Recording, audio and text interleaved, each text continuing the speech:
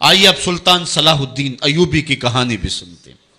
یہ اسلام کا مجاہد اعظم، یہ حلال اور صلیب کی جنگوں کا ہیرو، اور جس پہ امت اسلامیہ کو آج بھی ناز ہے، اور آج صدیاں گزرنے کے بعد یہ سینوں میں دل کی طرح دھڑکتا ہے۔ سلطان ایوبی کا نام آج بھی دلوں پہ نقش ہے، اور اس کا نام سن کے مردہ جانوں کے اندر بھی زندگی کی حرارت پیدا ہو جاتی ہے۔ اس کے زمانے میں ریجینالڈ بدبخت ایک انگلستان کے شہزادے نے حاجیوں کے قافلے کو روک لیا اور ان کا سامان لوٹ لیا۔ انہوں نے کہا ہم حج پہ جا رہے ہیں، تو نے ہمارا سامان لوٹ لیا، ہمیں جانے دے۔ تو اس نے دریدہ دہنی کرتے ہوئے کہا بلاؤ اپنے نبی محمد کو جو تمہاری جان چھڑائے۔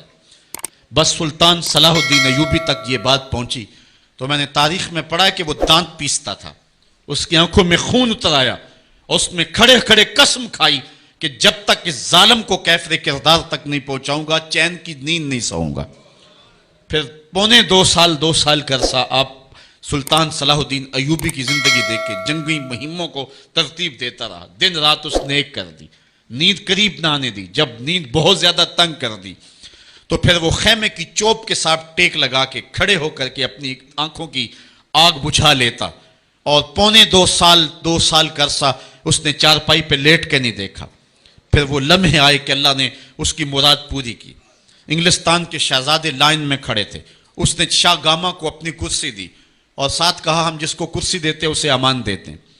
پھر اس نے اس کے جو نائٹس تھے ان کو آب خورے دیے، ان میں پانی دیا، کہا جس کو ہم پانی دیتے ہیں اس کو امان دیتے ہیں۔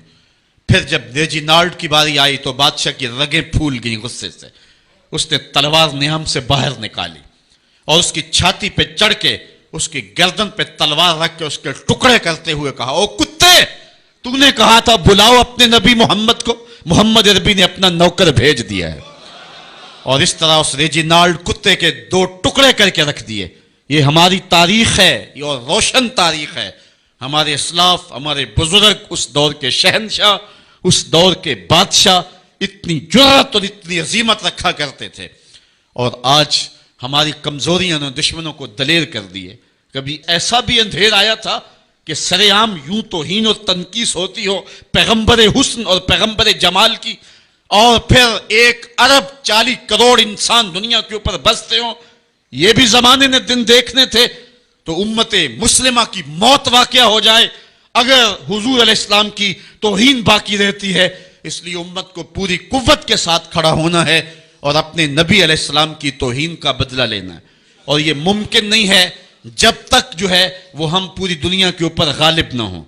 اللہ تعالیٰ امت کو وہ دن نصیب فرمائے کہ امت کا غلبہ اللہ تعالیٰ نصیب فرمائے۔ اس وقت ہمارا المیہ یہ ہے کہ ہمارے پاس عالم لیڈر کوئی نہیں ہے، عوام کے جذبے یقیناً دیکھنے کے۔ سیریا کے بچوں کو میں نے دیکھا کہ وہ چھوٹے چھوٹے بچے، انہوں نے ہاتھوں میں کتبہ پکڑا ہوا ہے، اور میں اس منظر کو دیکھ کر کے کتنی دیر تک سکتے میں رہا۔ اس کے اوپر لکھا ہوا تھا اقتلونا ولا تسبوا لنبینا، ہمارے ٹکڑے کر دو لیکن ہمارے نبی کو گالی نہ دو۔ ان بچوں کے درد کی کہانی کلیجے چیر رہی تھی۔ یہ محبتوں کا عالم، وہ اقبال نے کہا تھا چمن میں رخت گل شبنم سے تر ہے، چمن میں رخت گل شبنم سے تر ہے، سمن ہے سبزہ ہے باد سحر ہے، مگر ہنگامہ ہو سکتا نہیں گرم، یہاں کا لالا بے سوزے جگر ہے۔ اس وقت امت بے امام ہے، امت کے پاس جو ہے وہ کوئی ایسا شخص نہیں ہے جو امت کی رہنمائی کرے۔ ملک بھی خالی ہیں اور عالمی لیول پہ بھی ہم کسی امام سے محروم ہیں۔ اللہ نے وہ دن نصیب کرنے ہیں، ہم صفے سیدھی کریں، بس ہمارا کام اتنا ہے۔ صفے سیدھی کریں گے تو امام بھی اللہ بھیج ہی دے گا، اور وہ وقت آئے گا کہ اس کے جھنڈے نیچے ہم کھڑے ہوں گے۔ اور ہم نے تاریخ میں پڑھا ہے، کتب صحاح میں موجود ہے، بخاری اور باقی کتابیں اٹھائیں، ہمیں اس وقت کی بشارت دی گئی ہے کہ جب اساکر اسلام ترتیب پائیں گے اور پھر امام بھی آ جائے گا، اور پھر امت مسلمہ وہ بانکپن پائے گی کہ صحیح حدیث میں آتا ہے کہ اگر کوئی یہودی کسی پتھر کے پیچھے یا درخت کے پیچھے چھپ کر کے پناہ مانگنا چاہے گا تو وہ پتھر مسلمانوں مجاہدوں کو بول کر کے کہے گا ادھر آ، یہ ظالم میرے پیچھے چھپا ہوا ہے۔ وہ دن بھی اللہ تعالیٰ نے ہمیں دکھانے ہیں، اور پوری امت کے اوپر جھنڈا جھولے گا تو آمنہ کے لال کا ہی جھولے گا انشاءاللہ۔ آ ملیں گے سینہ چاکانے چمن سے سینہ چاک، بزم گل کی ہم نفس باد صبا ہو جائے گی، شبنم افشانی پیدا کرے گی میری سوز و ساز، اس چمن کی ہر کلی درداش نہ ہو جائے گی، آسمان سحر کے نور سے ہوگا آئینہ پوش، ظلمت رات کی سیماب پا ہو جائے گی، شب گریزاں ہوگی آخر جلوہ خورشید سے، یہ چمن معمور ہوگا نغمہ توحید سے۔ وہ وقت انشاءاللہ آنے والا ہے، بس ہمارا کام صفیں سیدھی کرنی ہے اور صفوں کو ترتیب دینا ہے، اپنے جذبوں کو مرنے نہیں دینا ہے، اور یہ جذبے اپنی نسلوں میں بھی منتقل کرنے ہیں، اور اپنی نسلوں کو بٹھا کر کے حضور کی عظمت کی کہانی پڑھا کے جانا ہے ہم نے۔ میں نے سیریا کے ان بچوں کو دیکھا تو میں اپنے بچوں کو بٹھا لیا، میں نے کہا بیٹے پوری دنیا کے اوپر حضور کی ناموس پہ حملہ ہے، بتاؤ ہم کیا کریں گے؟ تو میرا 5 سال کا بچہ ہے، مجھے حمزہ کہنے لگا کہ ابو یہ جو تلوار آپ نے لٹکا کے رکھی ہے بیٹھک میں، اس کے میں پیچ خود کھول سکتا ہوں اور یہ میرے ہاتھ میں دے، ان ظالموں کو میں کاٹوں گا۔ میں نے کہا بیٹے مجھے یہی تجھ سے توقع تھی، اس لیے کہ تیرے جسم کے اندر خواجہ دین محمد مصطفی کی غیرت کا خون دوڑ رہا ہے، اور انشاءاللہ یہ ہماری نسلیں اٹھیں گی اور اسلام کے غلبے کا خواب ہم شرمندہ تعبیر کریں گے انشاءاللہ۔ تو اپنے بچوں کو بٹھائیں اور ان کو بتائیں اور ان کو حب رسول کے جام پلائیں، ان کے اندر محبت رسول انڈھیل دیں اور ان کے سینے کے اندر یہ حرارت پیدا کر دیں، اور وہ امت کے لیے اور نام محمد کے لیے ہر قربانی دینے کے لیے آمادہ ہو جائیں۔ انشاءاللہ وہ وقت دور نہیں ہے جب پوری دنیا کے اوپر اسلام کا جھنڈا جھولتا ہوا نظر آئے گا۔ ہم نے اپنے جذبوں کو بہر صورت بیدار رکھنا ہے، اور اگر انہوں نے توہین کی زبان کھولی ہے تو کروڑوں انسان حضور کی مدح میں زبانیں کھول لیں، صبح و شام وظیفہ درود و سلام کا لبوں پہ جاری کر لیں اور حضور کے نام کا جھنڈا اٹھائیں۔ یہ گلیوں میں، یہ چوکوں میں، یہ بازاروں میں یہ احتجاج، یہ تو ایک معمولی کیفیت ہے، ہم تو اس سے آگے بھی اگر ہم بے بس ہیں، کر کچھ نہیں سکتے۔ سچی بات ہے، ہمارے اندر جو جذبوں کی کائنات ہے ان کو کچا چبا جائیں کہ جنہوں نے میرے آقا حضور نبی رحمت کی توہین اور تنقیص کی ہے، اس لیے جو ہم سے بن پڑا، جو ہم سے ہو سکا ہم نے وہ ضرور کرنا ہے۔ وہ کیا کہا تھا سودا نے کہ مجنو لیلا سے بازی نہ لے سکا پر سر تو دے سکا، کس منہ سے کرتے ہو دعویٰ عشق سودا، تم سے تو یہ بھی نہ ہو سکا۔ ہم نے دیکھنا ہے کہ ہم کیا کرتے ہیں، اس حوالے سے ہمارے جذبات کیا ہیں۔ مجھے یاد آئی آج عمارہ، سارا دن آج عمارہ کی کہانیاں میرے ذہن میں گردش کرتی رہی۔ عمارہ غزوہ احد کی نامور مجاہدہ ہیں کہ جب بھگدڑ مچی اور کچھ تو خون ہونے لگا اور عجیب کیفیت بن گئی، تو اس وقت حضرت عمارہ خاتون ہیں جو اس جنگ میں ساتھ آئی تھی۔ کس کام کے لیے آئی تھی؟ کہ کوئی زخمیوں کی مرہم پٹی کروں گی، لیکن جب دیکھا کہ حضور تنہا ہے اور تیروں کی برسات ہو رہی ہے، عمارہ تلوار لے کے میدان میں آ گئی، اور حضور نبی رحمت نے فرمایا کہ میں جدھر دیکھتا تھا مجھے عمارہ ہی نظر آتی تھی۔ اگر ادھر سے حملہ ہوتا آگے عمارہ کھڑی ہوتی، اگر ادھر سے حملہ ہوتا تو عمارہ کھڑی ہوتی۔ میں کہتا عمارہ تیرے نام پہ میری نسلیں قربان، جس نے محمد عربی کی آبرو کا پہرا دیا۔ اللہ اکبر۔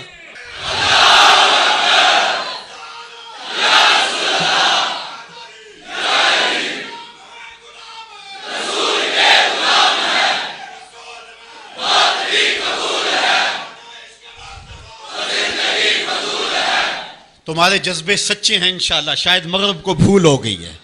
یہاں ایک ایک بچہ غازی علم الدین ہے، ایک ایک بچہ عمر چیمہ ہے۔ یہ سعادت مندیوں کا سفر ہے، یہ مغرب کو بھول ہو گئی ہے۔ اس نے کس قوم کو چھیڑا ہے؟ ان کی غیرت مری ہوئی نہیں ہے، انہوں نے کچوکے دیے، زخم دیے، امت کو معاشی بحران میں مبتلا کر دیا۔ روز پٹرول کے بم ہمارے اوپر گرتے ہیں لیکن ہم کبھی میدان میں نہیں آئے۔ لیکن سارے معاملات کے اندر ہم کمپرومائز کر سکتے ہیں، کمزوری بھی دکھا سکتے ہیں۔ اگر اس عنوان سے ہم کمزوری دکھائیں، ہمارا بچتا ہی کچھ نہیں، ہمارا سب کچھ نام محمد ہے۔ ہم نے ہر دور میں تقدیس رسالت کے لیے وقت کی تیز ہواؤں سے بغاوت کی ہے، چھوڑ کے سلسلہ رسم سیاست کا فسوں، بس ایک نام محمد سے محبت کی ہے۔ ہم نے عہد غلامی کرنا ہے حضور علیہ السلام کے نام سے، اور انشاءاللہ یہ ہماری سعادت مندی ہے۔ ورنہ ہم نے وہ زمانہ بھی دیکھا ہے جس زمانے میں کوئی ایسا متنفس نظر نہیں آتا تھا جو حضور کے نام کا جھنڈا اٹھائے۔ یہ تاتاریوں کا دور ہے، جب بغداد کو اجاڑا گیا، امت کے سر کاٹے گئے، اور یہ حال تھا کہ منگول سردار نے کہا کسی مسلمان کا سر لاؤ، اپنے فوجیوں کو کہا، نہیں تو تمہارا سر کاٹ کے لگائیں گے۔ ایک مینار تعمیر کرنا ہے کھوپڑیوں کا، اور پھر مسلمانوں کا پتہ ڈھونڈتے ہوئے لوگ ہاتھ میں پیسے لے کے گھومتے تھے کہ کسی مسلمان کا پتہ دے دو، اس کا سر کاٹیں ہم، لیکن مسلمان ملتا نہیں تھا، کاٹ دیے گئے۔ دجلہ 3 دن تک خون بن کے بہتا رہا۔ یہ ہماری تاریخ ہے بغداد کی۔ اور پھر دجلہ کا بند توڑ دیا گیا، جو لوگ تہہ خانوں میں چھپے تھے 1.25 لاکھ لاشیں ہم نے وہاں سے پھر نکالی۔ پھر وہ لمحے آئے کہ کوئی ایسا متنفس نظر نہیں آتا تھا جس کے ہاتھ میں اسلام کا جھنڈا ہو۔ ایک منگول سردار عیسائی ہو گیا، اس نے ایک عیسائی پادری کو بلایا اور کہا کہ اپنے مذہب کی تبلیغ کر تاکہ کچھ لوگ اور بھی ہمارے ہم نوا ہو جائیں۔ اس نے قسم پرسی کے سالم میں کہ اب کوئی شخص نہیں ہے جو اسلام کا نام لیوا ہو، تو اپنے خب سے باطنی کا اظہار کر دیا اور پیغمبر حسن و جمال حضور نبی رحمت کی توہین و تنقیص کا آغاز کیا۔ ابن حجر نے لکھا ہے کہ ایک کتا تھا جو خیمے کی چوب کے ساتھ بندھا ہوا تھا، جب اس نے توہین کا آغاز کیا تو اس نے بھونکنا شروع کر دیا۔ لوگوں نے کہا کہ یہ کتا تیری اس توہین کی وجہ سے بھونک رہا ہے۔ اس نے کہا نہیں ایسی کوئی بات نہیں، یہ کتا نسلی کتا ہے۔ واقعی وہ نسلی تھا، اور میرا ہاتھ کا اشارہ پا کے غیرت میں آ گیا ہے، کوئی ایسی بات نہیں ہے۔ اس نے پھر توہین کا آغاز کر دیا۔ تو ابن حجر نے لکھا ہے کہ اس کتے نے زنجیر تڑوا کر کے اس پادری کے گلے میں جا کے دانت گاڑ دیے اور چھوڑا تب جب اس کو واصل جہنم کر دیا۔ اس منظر کو دیکھ کے 70,000 اس فوج کے سپاہی اسلام کے دامن میں آ گئے۔ اقبال نے اسی موقع پہ کہا تھا، تو نہ مٹ جائے گا ایران کے مٹ جانے سے، نشائے میں کو غرض نہیں پیمانے سے، ہے عیاں یورش تاتار کے افسانے سے، پاسباں کعبے کو مل گئے صنم خانے سے۔ اللہ اپنے نبی کی آبرو کی یوں بھی حفاظت کرنا جانتا ہے۔ کون جانتا تھا کہ عامر چیمہ یہ کام سر انجام دے گا؟ وہ تو ٹیکسٹائل کی ڈگری لینے گیا تھا، لیکن غلامی رسول کی سند لے کے پلٹا۔ میں نے غازی کے جنازے میں شرکت کی ہے، آپ نیٹ پہ جائیں اور وہاں اس کے جنازے کی تصویر دیکھیں، یا کہیں تصویر آپ کو میسر ہو۔ جنازہ لوگوں کی انگلیوں پہ ہے، بھاری تابوت اور اس کے اندر اس کا جسد اطہر، لیکن ہاتھوں پہ نہیں ہے، آپ کو انگلیوں کے پوروں پہ نظر آئے گا۔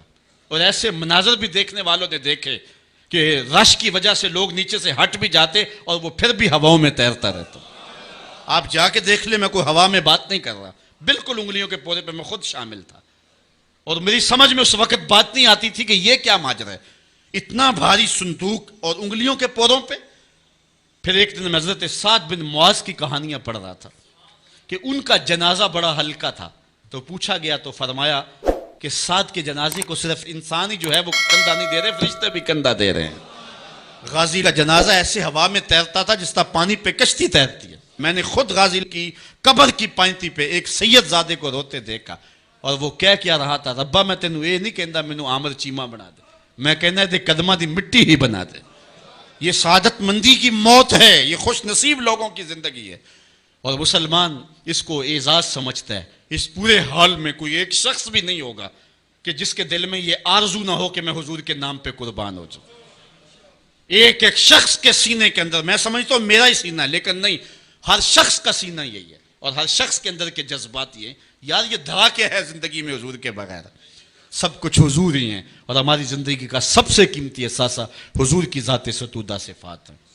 آپ کو جمعۃ المبارک کو جو کال دی گئی اس میں بھرپور شامل ہوں، جہاں جہاں سے آئے ہیں وہاں جو جلوس ہو بھرپور شامل ہوں، لوگوں کو ترغیب دیں، اور اس کو جو ہے وہ بہت بڑے سائز کے اندر جلوسوں کو منعقد کرے تاکہ مغرب کو پیغام جائے کہ یہ تھکے ہوئے، ماندے ہوئے، ہارے ہوئے، یہ جو ہے وہ معاشی بحرانوں کے پسے ہوئے لوگ جب بھی اپنے من کا سودا کرتے ہیں تو بازار مصطفیٰ میں ہی کرتے ہیں۔